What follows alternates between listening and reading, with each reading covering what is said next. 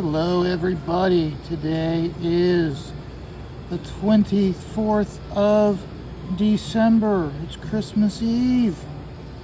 So thank you very much for taking time out of your busy schedule. Think of this as a Christmas gift from me to you. Programming notes, tomorrow I will be doing a video here at the bar. While I work, I will be doing reviews of 3 books. I'll be reviewing Cord Wrath, The Reckoning by Andy Smith.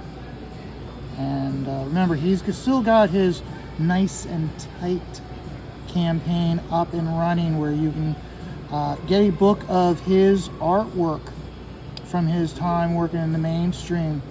And then you have the ability, if you get the PDF version, to print it off, and then you can ink them yourself. So he's got that available. I will also be doing a review of No Cover by Sierra Whiskey and Donald DeLay, which is about John Malin not getting his Dale Keown cover where everyone else is getting theirs. So I got that coming for you guys. And then lastly, I posted last week and I posed it to you guys. Would I be doing a review of Joe Frankenstein, or would I be doing Ethan Van by Graham Nolan, or would I be doing Wrecked Planet by Ethan Van Sciver? I've decided that I'm going to be doing Wrecked Planet. So that's just a programming note, so that way if you want a review of those books, then that is my Christmas present to you, and you can see them tomorrow when I post the video and shoot it, because I'll be doing here at the bar. The reason why, and here's the thing, I love my girlfriend, I don't like her mother. And so to maintain my relationship with my girlfriend, I don't go up with her to see her mother. So her mom doesn't know that, but it's one of those where it's like, honey, I love you, but to maintain our relationship, it's best if I'm not around her. She says, I'm not, it's just a personal thing, I'm not going to go any further. So I'll be here at the bar, and I enjoy being here at the bar on Christmas Day. It's relatively low key. You still have people coming in here, but I'll have fun. But that's what I'll be doing tomorrow for you folks. Also,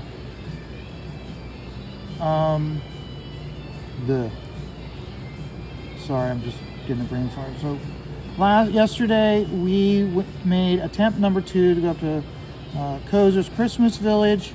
If you saw on Stats show the chit, I wish you played the video of me wishing everybody a Merry Christmas from Kozer's Christmas Village. It also we made it that time. I also posted the image on the short video up on the Twitters. But no, I enjoyed it. We had a great time.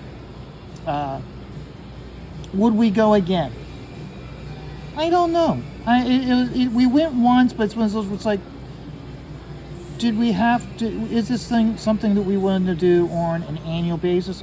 I don't think so. It was nice. We went, but it's one of those.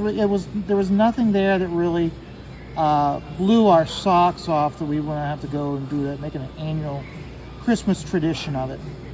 But we did enjoy it. We got up there much earlier. Got up there at 3 o'clock in the afternoon. The doors don't open until 4:30. So what we did was we went up and we stopped off at the Wawa and got ourselves some food. So while we waited, we sat in the parking lot and we ate our Wawa. Why is it a big deal that we ate at Wawa? Is because in the Pennsylvania area, there's the eternal debate over which is better, Wawa or Sheetz. Sheetz started before Wawa.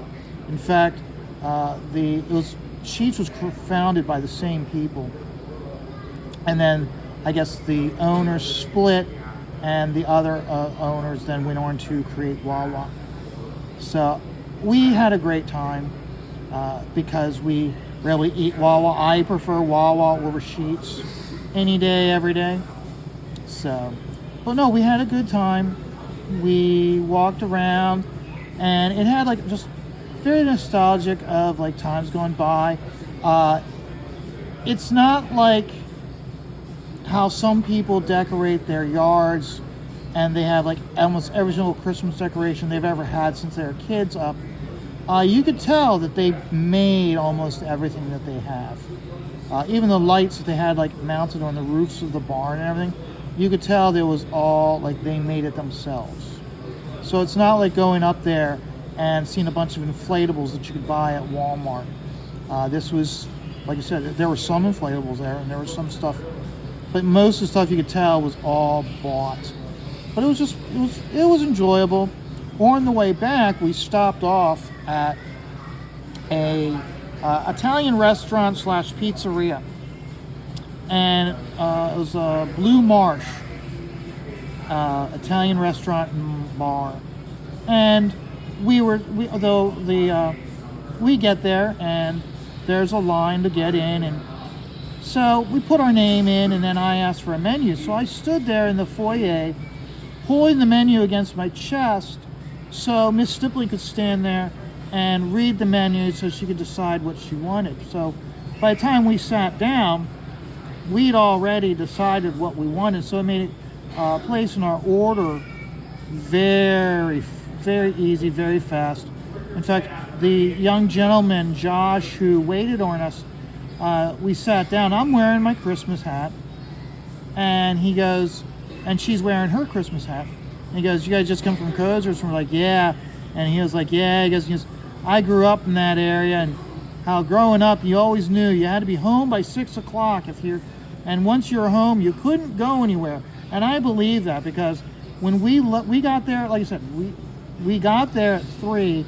When we left there, and we left there, it was after 7 when we left, and there was a line of cars going all the way down the road, in both directions, of people trying to get in.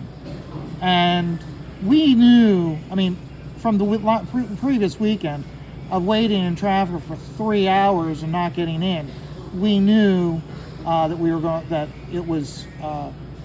that traffic was going to be bad. That's why we got there so early. But we had a great time. So, would we go again? I don't think so. Well, let me put it this way. Me, no. If Miss Stippling wants to go, and I don't know, she might want to go again. So if we go again, it's because she wants to go, and you don't say no. You guys know how it is. But no, it was a good time. I think one of the things that helped was the fact that having a waiter at the restaurant who lives in the area, knows all about it.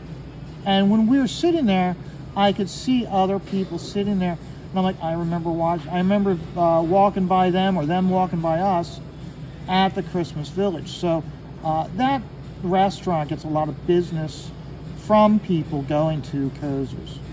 So, but no, it was a good time.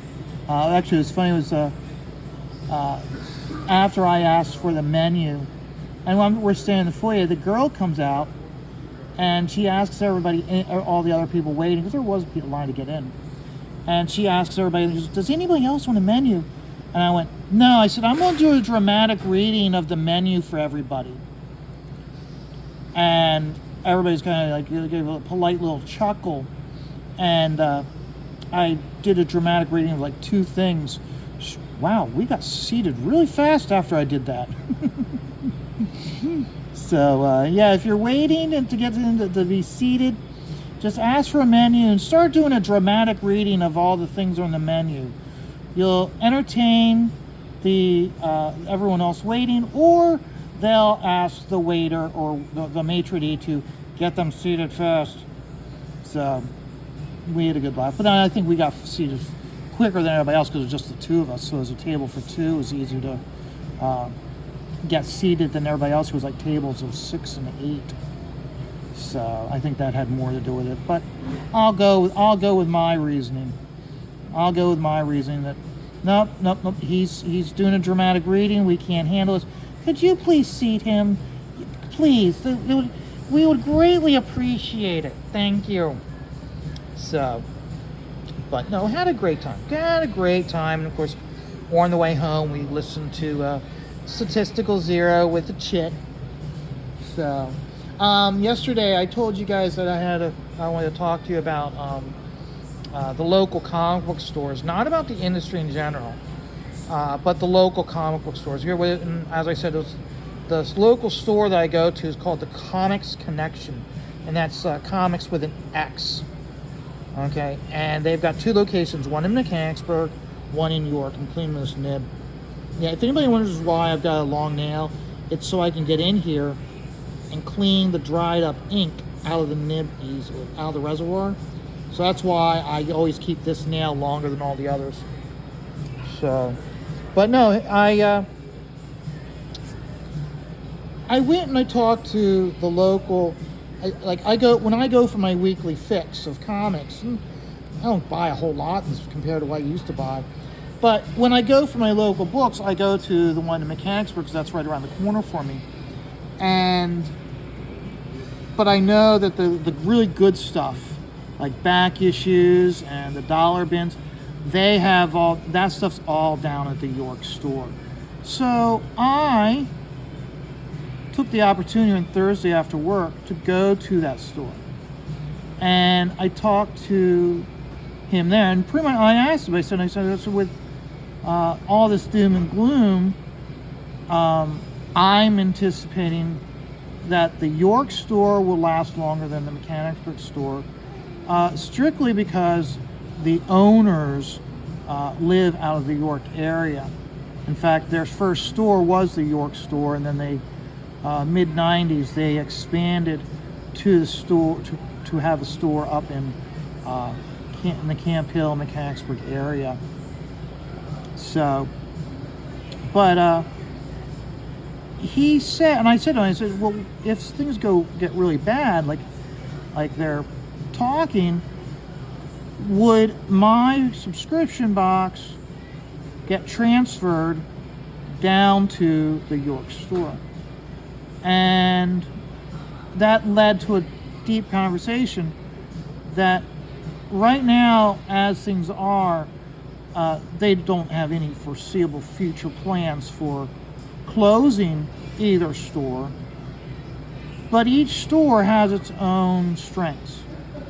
Okay, for instance, if you're a gamer, like RPG games and all that stuff, and like Magic the Gathering, Pokemon, they've got a large amount of that stuff down in the York store. In fact, the Mechanicsburg store has like 8 to 12 feet of dice and little figurines and module games and books and all. The York store they have roughly about, I would say, 24 to 28 feet of that stuff at the York store.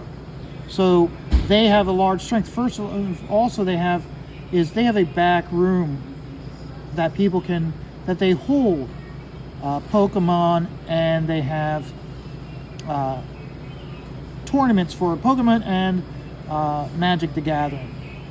They even have like a small cooler that you can buy energy drinks out of, so you can drink that while you're playing. Whereas in the Mechanicsburg store, they don't have the space for that, so they don't do that stuff, and they don't have a cooler or any of that thing. But then we were also talking how like each store again has their strengths, because they don't do they don't really do that stuff. But then also they said how in the Mechanicsburg store they can like sell a bunch of YA, whereas the York store they'll have like maybe like 2 YA novels, and they'll sit there on the shelf, and a year and a half, 2 years later, they'll come across and be like, oh, I didn't realize we still had this. So the YA novels do well up at Mechanicsburg, where they don't sell at all down in York. Same thing goes with certain books. Certain books do very well at Mechanicsburg, where they don't do well at York. Perfect example I know of is, and I know this firsthand, is Astro City. The Comics Connection in Mechanicsburg, they sell a lot of Astro City. They carry just enough at the York store for people's individual boxes for their pools, and they have like 2 that they keep on the shelf, and they don't keep any in the back issues. If they get any back issues of Astro City, they send them up to the Mechanicsburg store right off the bat, because they'll sell up there where they don't sell at the York store. So you can see how each store has its pluses and minuses. So I still think that, and he said, he goes, how they may either close, if it doesn't do well, if things fall over the year, if things continue to go down, as he said, things aren't going down in his opinion. But if they were, it'll be either they'd sell it to someone else, lock, stock, and barrel, here's the keys, here's all the inventory inside of it. Or they might just move everything down to the York store and shut the doors, or just have a clearance sale for what's there in the York in the Mechanicsburg store. Now, if they do this last option, I can definitely see them going to like anything of like significant value, like back issue, like specific back issues, or even like back issues or wall comic slab books. I can see them just pulling all that stuff, taking it down to the York store, and then at the same time also all of their clearance stuff that they were going to get rid of at the York store, sending that up to the Mechanicsburg store to do a clearance. So, but as it stands right now, with my local comic book stores and the comic book market in the Central PA area, the impression that I'm being given, now granted, they're always going to be biased because of the fact that they don't want to ever let known if they're not doing well, because that's bad for business. And that's what all businesses do. Even when things are going really bad, they'll give the impression things are going great. So, but according to what I was told, there's no plans to sell or close either location in the foreseeable future. But the important thing I wanted was, if they do have to close the Mechanicsburg location, that they'll still just transfer all the pool lists from the Mechanicsburg store down to York. And it just means like once a month I go down instead of like every day, every single Wednesday, which would kind of suck. But he even told me how they have pool lists for people that my apologies. They have pool lists for people that used to live in that area but now live outside of that area, because they have the app, that Comixology, not Comixology, I forget what the actual app is. But because they have this app, what you can do is you can pay through the app and they'll just ship the stuff to you. So when we were, like Mark Miller was having those gentlemen who have multiple stores, they were saying, I remember them making remarks about how like they've got people that they just each week or each month they'll ship this, people pay for it all online and then they ship it out to them. So my store is doing the same thing. So that is good. That means that there's health and there's means for them to stay open, which, let's be honest, for the comic book industry to survive, they do need that. Now, I did ask him also, on top of that, I asked him, I said, well,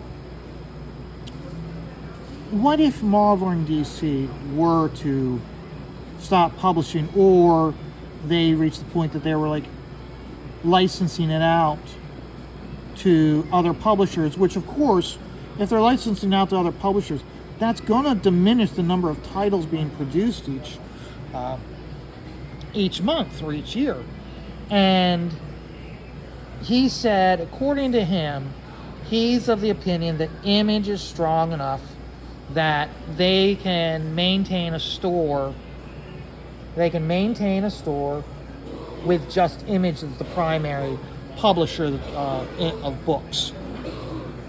So that's what they're saying. Me personally, I personally feel that for the industry to survive, we need shared universes. That's the reason why I'm a big advocate of doing videos like this, trying to get Mark Miller to create his own Millerverse with a shared universe of like 5 different books, just as how Jeff Johns is also going to be kind of doing that with his Ghost Machine. So, and I think, and where again me and him differ was because he's all about story first, I'm about art first. Art. So when we picked up what got us into comics, okay, 9 times out of 10 was because we saw a really cool comic book with really cool artwork, and we picked it up off the shelf. And then the story might have been good enough to keep picking it up, but it had to have been the artwork that got us to pick it up the first time. It's the reason why it's like, even though I have no idea what's going on and I really don't have any interest, it's why I bought the Titans Planet Beast World, whatever it is. The only reason why I bought it was because Ivan Reyes is doing the artwork in it. And he hasn't done anything other than, I think, beginning of this year or last year, he did that Ra's al Ghul Batman book. But that was just a Ra's al Ghul, and what made Ivan Reyes his strengths are doing team books, in my opinion. And he needs to be doing, because you take a look at all the big events that were done by DC over the last 2 decades, he's been involved with it. And him having the skill of telling a story and being able to do those huge splash pages and sequential pages with multiple characters, okay, that's what he got his name from. And I'm still of one of those deals where it's like, if you're going to do really good stories, and we need artists like Ivan that can do those big grandiose books with lots of characters. So, because I didn't even buy the Ra's al Ghul one because of Batman and Ra's al Ghul, because it was just Batman and Ra's al Ghul, and I was like, it's the even though he did a good job with it, just from flipping through it in the store, is one of those where it's like, nice, but this isn't why I get Ivan Reyes. So, and I think he is a good storyteller. It's just, for me, his storytelling is in the strengths of putting a lot of people in. When he does a crowd scene, he does a real crowd scene. When he has a fight breaking out and it's in public, he does a lot with getting everybody, all the civilians running around and scared and being injured, whereas it's kind of more implied with other artists. So, but no, so I mean, I'm happy that the information he gave me. I hope he's correct. I hope he's right. But at least I have the security of knowing that if things go bad, I still have the ability to get books on a weekly basis, even if I'm not able to get to them on a weekly basis. So if it gets to that, where they do have to shutter the doors in Mechanicsburg, it means I'll be driving down usually every single Saturday morning to the store to pick up my order. So, but I hope that doesn't happen. But if that does happen, it will affect. I won't be doing videos as early as I normally do when I'm here at the bar. So, remember to like, subscribe, share, and comment. I can't get any better unless you guys let me know. Marcus Kilgrove, thank you very much. You're always commenting on my videos. I hope others who are watching, you also start commenting, hitting the like button. That's one thing that surprised me about Statistical Zero's show last night. I was listening to it again this morning, and I was really surprised when I took a look at it. He was making a remark about like pecking the like button. Whereas like people kind of hit the like button, smash the like button, or lick the like button. He's like, yeah, maybe that's what my tag will be. Is like peck at that like button, folks. So stipple the hell out of that like button, folks. I would greatly appreciate. The algorithm helps get this channel out in front of more eyes, and helps me to entertain and introduce people with the artwork of stippling. So, guys, you guys have a great day. Have a great Christmas Eve, and I'll see you tomorrow with my reviews. Remember, I'll be doing Donald DeLay and No Cover and Sierra Whiskey's book. I'll be doing Andy Smith's Cordrath the Reckoning, and I'll be doing Ethan's Wrecked Planet.